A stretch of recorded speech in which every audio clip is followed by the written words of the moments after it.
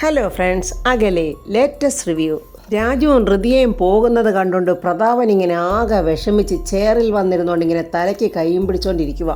അത് കണ്ടുകൊണ്ട് ശേഖരൻ ചോദിക്കുക, ചേട്ടാ ആ പാവം പിടിച്ചവനെ കരയിപ്പിച്ച് വിട്ടിട്ട് ചേട്ടൻ എന്തിനാ പിന്നെ ഇങ്ങനെ ഇരുന്ന് വിഷമിക്കുന്നത്? ശേഖര, അതെന്താണെന്ന് പറഞ്ഞാൽ ഒരു പക്ഷേ നിനക്ക് മനസ്സിലാവില്ല. എനിക്കും മനസ്സിലാകും ചേട്ടാ. ചേട്ടന് അത്രയും അറിവും ലോകപരിചയമൊന്നും ഇല്ലെങ്കിലും ചേട്ടൻ്റെ അനിയനല്ലേ ഞാൻ, അപ്പോൾ എനിക്കും മനസ്സിലാവും. മരുമകനെന്നുള്ള കാര്യം അവിടെ നിൽക്കട്ടെ, ചേട്ടൻ്റെ നിഴല് പറ്റി നടന്നവനല്ലേ രാജു. എൻ്റെ ചേട്ടന് വേണ്ടി ഒരു ആവശ്യം വന്നാൽ അവൻ അവൻ്റെ സ്വന്തം ജീവൻ തന്നെ കളയും. അങ്ങനെയുള്ള ആ രാജുവിനോടാണ് ചേട്ടൻ മോശമായി പെരുമാറിയത്. അതാ ശേഖര, നിനക്കെന്നെ മനസ്സിലാവില്ലെന്ന് ഞാൻ പറഞ്ഞത്. ഇനിയും എന്നോടൊപ്പം രാജുവിനെ അടുപ്പിച്ച് നിർത്തിയാലേ അവൻ എൻ്റെ രോഗം എന്താണെന്ന് അറിയും. അവനത് അറിയാൻ പാടില്ല. എന്താ ചേട്ടൻ ഈ പറയുന്നത്? അവൻ അറിഞ്ഞാൽ എന്താ? എന്നാണെങ്കിലും അവൻ അറിയേണ്ടതല്ലേ? അവൻ്റെ സഹായം കൂടി ചേട്ടന് വേണ്ടതല്ലേ? എടാ ശേഖര, രാജു എൻ്റെ അസുഖത്തെപ്പറ്റി അറിയരുതെന്ന് ഞാൻ നിർബന്ധം പിടിക്കുന്നതിൽ ചില കാര്യങ്ങളുണ്ട്. അവൻ ഈ ലോകത്തെ ഏറ്റവും കൂടുതൽ സ്നേഹിക്കുന്നത് എന്നെയാ. ഞാനിങ്ങനെ ഒരു മാരകമായ രോഗത്തിന് അടിമയാണെന്നെങ്ങാണോ അവൻ അറിഞ്ഞാൽ അവൻ ആകെ തകർന്നു പോകും. അതുകൊണ്ടാണ് ഞാൻ പറഞ്ഞത്, രാജുവും ഹൃതികയും എൻ്റെ രോഗത്തെക്കുറിച്ച് അറിയാൻ പാടില്ല. എന്നെ കരുതി ആരുടെയും മനസ്സ് വിഷമിപ്പിക്കുന്നത് എനിക്കിഷ്ടമല്ല. ഇത് ദൈവം എനിക്ക് വെച്ചിരിക്കുന്ന എൻ്റെ വിധിയാണ്. അതുകൊണ്ട് അത് സ്വീകരിച്ച് ഈ ലോകത്തോട് വിട പറയാൻ ഞാൻ ഒരുക്കമാണ്. പ്രതാപൻ്റെ ഈ വാക്കുകൾ ശേഖരനെ വല്ലാതെ വിഷമിപ്പിക്കുന്നുണ്ട്. ചേട്ടന് എന്തിനാ ഇങ്ങനെ ഇമോഷണായിട്ട് സംസാരിക്കുന്നത്? ചേട്ടാ, എല്ലാ രോഗത്തിനും ട്രീറ്റ്മെൻ്റ് ഉണ്ട്. ഈ രോഗവും ചികിത്സിച്ചാൽ മാറാവുന്നതേ ഉള്ളൂ. അത് നിന്റെ വിശ്വാസമാണ് ശേഖര. നിന്റെ വിശ്വാസം നിന്നെ രക്ഷിക്കട്ടെ. ഞാൻ പല കാര്യങ്ങളിലും ഒരു പരുക്കന. ചിരിക്കുന്ന കാര്യത്തിൽ കൂടി ഞാൻ പിശുക്ക് കാണിച്ചിട്ടുണ്ട്. പക്ഷേ സ്നേഹത്തിൻ്റെ കാര്യത്തിൽ ഞാൻ ഒരു പിശുക്കും കാണിച്ചിട്ടില്ല. പലപ്പോഴും അത് പ്രകടിപ്പിക്കാൻ എനിക്ക് കഴിഞ്ഞിട്ടില്ല. എനിക്കൊരാഗ്രഹമുണ്ട് ശേഖര, നീ എനിക്കത് സാധിച്ചു തരണം. നിനക്ക് സാധിച്ചു തരാൻ കഴിയുമോ? അത് കേട്ടിട്ട് കരഞ്ഞുകൊണ്ട് ശേഖരൻ ചോദിക്കുക, എന്താ ചേട്ടാ ഇങ്ങനെയൊക്കെ ചോദിക്കുന്നത്? ഞാൻ എൻ്റെ ചേട്ടൻ്റെ കൂടെ ഇല്ലേ? എന്താഗ്രഹം ഉണ്ടെങ്കിലും ചേട്ടൻ എന്നോട് പറയും, ഞാൻ നടത്തി തരും. സങ്കടത്തോടെ പ്രതാപൻ പറയുക, ഞാൻ മരിച്ചാൽ എൻ്റെ ഉദകക്രിയകൾ നടത്താൻ എൻ്റെ മകൻ്റെ സ്ഥാനത്ത് രാജുവിനെ നിർത്തണം. എൻ്റെ ബലികർമ്മങ്ങൾ അവനെ കൊണ്ട് ചെയ്യിപ്പിക്കണം. എൻ്റെ പട്ടടയ്ക്ക് തീ കൊളുത്തേണ്ടത് രാജു ആയിരിക്കണം. ചേട്ടാ എന്ന് വിളിച്ച് ശേഖരൻ കരയുവാണ്. ഞാൻ മരിച്ചതിന് ശേഷമേ നീ ഇത് രാജുവിനോട് പറയാവൂ. ഇങ്ങനെയെല്ലാം പ്രതാപൻ സങ്കടത്തോടെ ശേഖരനോട് പറഞ്ഞിട്ട് അവിടെ നിന്ന് എഴുന്നേറ്റങ്ങ് പോവുകയാണ്.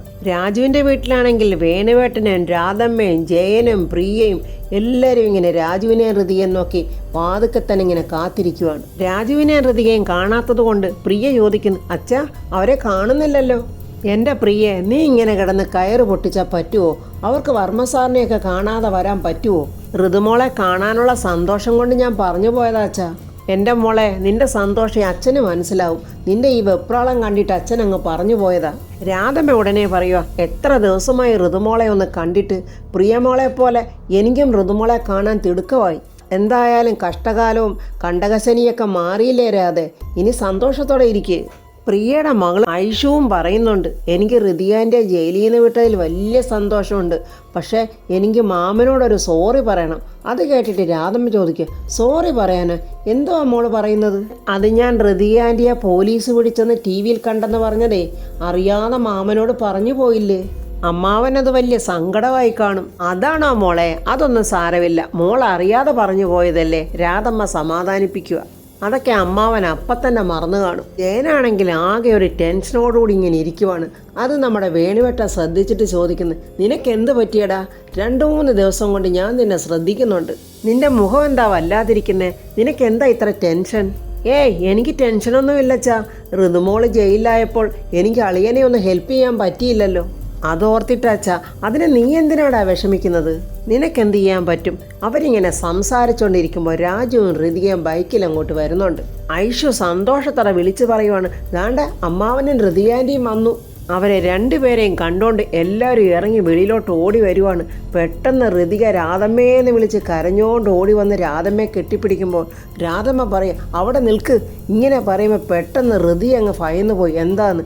അപ്പോൾ രാധമ്മ ചിരിച്ചോണ്ട് പറയാം, ഞാൻ പറഞ്ഞിട്ട് മോൾ അകത്തോട്ട് വന്നാൽ മതി. അയ്യോ, ഈ രാധമ്മ എന്താ അങ്ങനെ പറഞ്ഞത്? ഹൃതികയ്ക്ക് ഒന്നും മനസ്സിലായില്ല.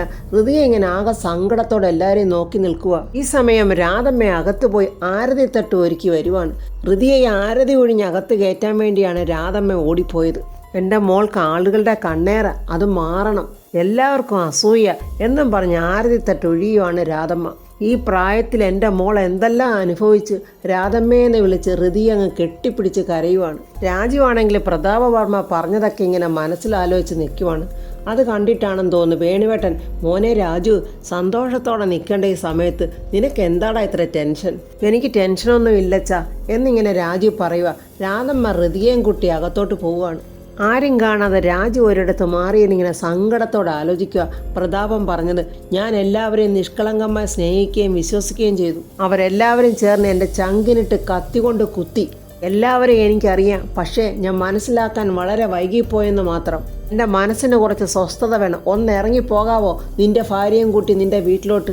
പ്രതാപൻ്റെ ആ വാക്കുകൾ രാജുവിൻ്റെ ഹൃദയത്തിൽ ചുട്ടുപൊള്ളുന്ന നീറ്റിലായിട്ട് നീറുവാണ്. രാജുവിൻ്റെ മനസ്സിന് എന്തോ കാര്യമായ വിഷമം തട്ടിയിട്ടുണ്ടെന്ന് മനസ്സിലാക്കിയ വേണുവേട്ടൻ രാജുവിൻ്റെ അടുത്തോട്ട് വരുന്നുണ്ട്. എടാ രാജു, ഞാൻ നിന്നോട് ചോദിച്ചപ്പോൾ നീ ഒന്നുമില്ലെന്ന് എന്നോട് പറഞ്ഞു. അതപ്പോഴേ എനിക്ക് മനസ്സിലായി അതൊരു നുണയാണെന്ന്. നീ നിൻ്റെ അച്ഛനോടൊരു നുണ പറഞ്ഞതുകൊണ്ട് അതൊരു വലിയ മഹാഭാവമാണെന്നൊന്നും ഞാൻ കരുതുന്നില്ല. പക്ഷേ മോനെ, നീ എന്നോടൊരു നേര് പറഞ്ഞാൽ അതിനൊരു പരിഹാരം ഉണ്ടാവും. അങ്ങനെ നിൻ്റെ മനസ്സിൻ്റെ ടെൻഷനും മാറും. നിനക്കെന്നോട് പറയാൻ ബുദ്ധിമുട്ടാണെങ്കിൽ വേണ്ട, പക്ഷേ ഈ ടെൻഷൻ പിടിച്ച മുഖവുമായിട്ട് നീ എൻ്റെ മുന്നിൽ വരരുത്. ഒരു പെരുമഴയും വെള്ളിടിയും കഴിഞ്ഞ് തോർന്നപ്പോൾ ദാണ്ട വരുന്ന അടുത്ത കൊടുങ്കാറ്റ്. മനുഷ്യന് ഒരു സ്വസ്ഥതയില്ലല്ലോ. അങ്ങനെ പറഞ്ഞിട്ട് വേണുവേട്ടൻ പോകാനൊരുങ്ങുമ്പോൾ രാജു, അച്ഛാ, ഒരു ചെറിയ കാര്യമാ. അച്ഛനെ കൂടെ വെറുതെ വിഷമിപ്പിക്കേണ്ടല്ലോ എന്ന് കരുതിയാ ഞാൻ അത് ഷെയർ ചെയ്യാതിരുന്നത്. എടാ മോനെ, അതിന് എന്ത് കാര്യം ഉണ്ടെങ്കിലും നീ എന്നോട് പറയും. നിനക്കധികം ഫ്രണ്ട്സൊന്നും ഇല്ലല്ലോ ഷെയർ ചെയ്യാൻ. നീ എൻ്റെ മകനാണെങ്കിലും പല കാര്യങ്ങളിലും നീ എനിക്ക് ഫ്രണ്ട് തന്നെയാണ്. സങ്കടത്തോടെ രാജു പറയുക, അച്ഛാ, ജീവിതത്തിൽ ആദ്യമായിട്ടാണ് വർമ്മ സാർ എന്നോട് പരുഷമായിട്ട് സംസാരിച്ചത്. നിന്നോട് പരുഷമായിട്ട് സംസാരിച്ചെന്നോ? എന്ത്? എനിക്ക് മനസ്സിലാകുന്നില്ലല്ലോ. ഞാൻ പറയാം അച്ഛാ എന്നും പറഞ്ഞ് പ്രതാപൻ രാജുവിനോട് പറഞ്ഞ കാര്യങ്ങളൊക്കെ അങ്ങനെ വേണുവേട്ടനോട് പറയുവാണ്. ഇത് കേട്ടിട്ട് വേണുവേട്ടൻ ചിരിച്ചോണ്ട് പറയാം, ഇത്രയേ ഉള്ളോ കാര്യം?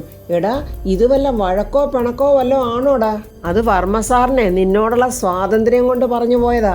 ചെറിയ ടെൻഷൻ വല്ലതും ആണോ അങ്ങേര് താങ്ങുന്നത്? സത്യം പറഞ്ഞാൽ ആ മനുഷ്യനെ സമ്മതിച്ചു കൊടുക്കണം. മന്ത്രി എന്ന നിലയിൽ എന്തെങ്കിലും സ്വസ്ഥതയുണ്ടോ?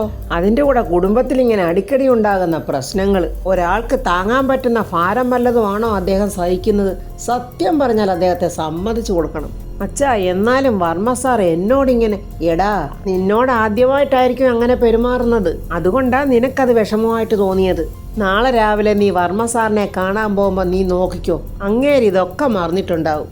അതൊക്കെ അപ്പോഴത്തെ ദേഷ്യം കൊണ്ട് പറഞ്ഞു പോയതാണെന്നേ. ഇക്കാര്യത്തിലൊക്കെ നീ ഇങ്ങനെ വിഷമിക്കാൻ തുടങ്ങിയാലോ? വർമ്മ സാറ് നിന്റെ ആരാ? ഭാര്യയുടെ അച്ഛൻ മാത്രമല്ലല്ലോ. എടാ, വർമ്മ സാറ് മനസ്സിൽ തട്ടി പറഞ്ഞതൊന്നും അല്ല. സംശയം ഉണ്ടെങ്കിൽ നീ ഇപ്പം തന്നെ ഒന്ന് വിളിച്ചു നോക്ക്. ഋതികയെ എങ്ങനെ ഫേസ് ചെയ്യും എന്നിങ്ങനെ ഭയന്നിട്ട് ജയൻ ഇങ്ങനെ നിൽക്കുക. ആ സമയത്ത് ഋതിക അതേവഴി വരുന്നുണ്ട്. ഋതികയാണെങ്കിൽ ജയനെ മൈൻഡ് ചെയ്യാതെ പോവുക. പെട്ടെന്ന് ജയൻ മോളെ എന്നിങ്ങനെ വിളിക്കുമ്പോൾ ഋതിക അടുത്തോട്ട് വന്നിട്ട് ഒന്നും മനസ്സിലാകാത്ത പോലെ, എന്താ ജയേട്ടാ? എന്നോട് ക്ഷമിക്കണം മോളെ. എന്തിനാ ജയേട്ടാ? ആ പൂതനയുടെ ജോലി ഏറ്റെടുത്തപ്പോൾ തന്നെ മോളെ ഉപദ്രവിക്കാനല്ലെങ്കിലും ആ തോക്ക് വീട്ടിൽ കൊണ്ടുവന്നത് ഞാനാ. ജയൻ അങ്ങനെ പറഞ്ഞപ്പോൾ ഋതിക ചോദിക്കുക, എന്നെ ഉപദ്രവിക്കാനല്ലെന്ന് എങ്ങനെ പറയാൻ പറ്റും? അതിൻ്റെ പേരിൽ ഞാനിപ്പോൾ അനുഭവിച്ചതൊക്കെ ജയേട്ടൻ കണ്ടതല്ലേ? ജയേട്ടൻ എൻ്റെ രാജുവിൻ്റെ ചേച്ചിയുടെ ഹസ്ബൻഡാ. എനിക്ക് പ്രിയപ്പെട്ട പ്രിയേച്ചിയുടെ ഹസ്ബൻഡ്. ചേച്ചി വിഷമിക്കാൻ പാടില്ല. അതിൻ്റെ പേരിൽ എൻ്റെ ഭർത്താവിൻ്റെ കുടുംബം കലങ്ങാനും പാടില്ല. അതുകൊണ്ട് മാത്രമാണ് എനിക്ക് നേരിട്ട് ഈ പ്രശ്നങ്ങളിലേക്ക് ജയേട്ടനെ വലിച്ചിഴയ്ക്കാത്തതും കോടതിയിൽ ജയേട്ടൻ്റെ പേര് പറയാത്തതും. എന്നാലും മോളെ, വേണ്ട ജയേട്ടാ, ആ മാറ്ററിലോട്ട് കൂടുതൽ കടക്കാതിരിക്കുന്നതാ ജയേട്ടന് നല്ലത്. ജയേട്ടൻ്റെ ഒരു ഹെൽപ്പ് എനിക്ക് വേണ്ടി വരും. അപ്പോൾ ഞാൻ വിളിക്കുമ്പോൾ ജയേട്ടൻ വരണം, അത്രമാത്രം. അപ്പോൾ ജയനെ തിരക്കി പ്രിയ അങ്ങോട്ട് വരുന്നുണ്ട്. പ്രിയയെ കണ്ടതും പെട്ടെന്ന് ഋതിക വിഷയം അങ്ങ് മാറ്റി, സബ് ജയിലിൽ വെച്ച് എന്നെ ആരും ഉപദ്രവിച്ചില്ല എന്നിങ്ങനെ ജയനോട് പറയുവാണ്. അവിടെ എല്ലാവരും എന്നോട് വളരെ മര്യാദയോടുകൂടിയാണ് പെരുമാറിയത്. പ്രിയ ഉടനെ ഋതിയോട് ചോദിക്കുന്നു, എന്താ മോളെ? ഇല്ല, ജയിലിൽ വെച്ച് എന്നെ ആരെങ്കിലും തല്ലിയോന്നാ ജയേട്ടൻ ചോദിച്ചത്. സങ്കടം ഉള്ളിലൊതുക്കി ചിരിച്ചോണ്ട് ഋതിയെ പറയാ, ഞാൻ സബ് ജയിലിലെ VIP ആയിരുന്നു ജയേട്ടാ, ഞാൻ മന്ത്രിയുടെ മോളല്ലേ എന്ന് പറഞ്ഞ് ചിരിച്ചിട്ട് ഋതിക അവിടെ നിന്ന് അങ്ങ് പോവുക. ജയൻ്റെ മുഖത്തോട്ട് നോക്കിയിട്ട് പ്രിയ ചോദിക്കുക, നിങ്ങൾക്കിത് എന്ത് പറ്റി? ഋതുമോൾ ജയിലിലായപ്പോൾ മുതൽ നിങ്ങളെ ഞാൻ ശ്രദ്ധിക്കുന്നതാണ്. നിങ്ങൾക്ക് എന്തോ ഒരു ടെൻഷനുണ്ട്. നിങ്ങൾക്ക് ഈ കൊലക്കേസിനെ കുറിച്ച് എന്തെങ്കിലും അറിയാവോ? ആ ദുഷ്ട അംബികയുടെ PA അല്ലേ നിങ്ങൾ? അയ്യോ എൻ്റെ പ്രിയെ, എനിക്കൊന്നും അറിഞ്ഞൂടാ.